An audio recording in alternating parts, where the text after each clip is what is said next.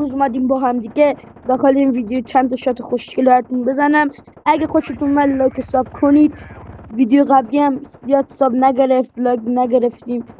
تو رو خدا حمایت کنید، من تا کارم و برو بریم سراغ شاتا. جناب کنید اینجا یک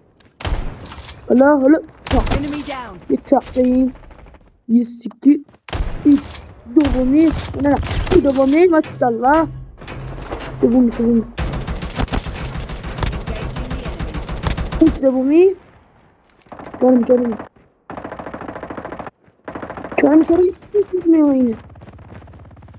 ماشاءالله همه شون پیش همه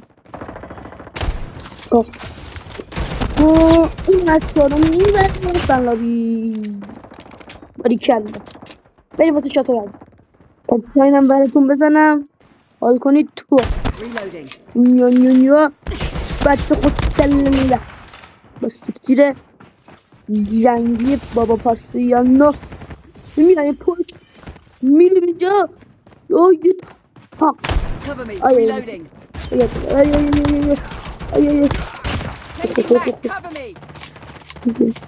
وای شما دو نیستی داداش بابا خب شما رو دو اینو بگین کی داد به خدا چه تو باید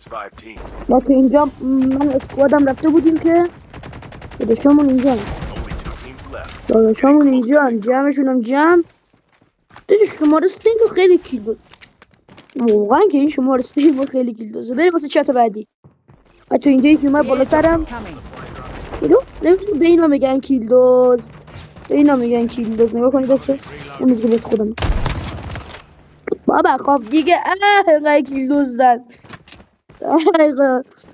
اینجا میگه من خودم این تومه خودم میگه خدا که دست کنم بگذم و اگر از این ویدیو خوشتون اومد حمایت کنید تا ما برسیم به سجاتایی گود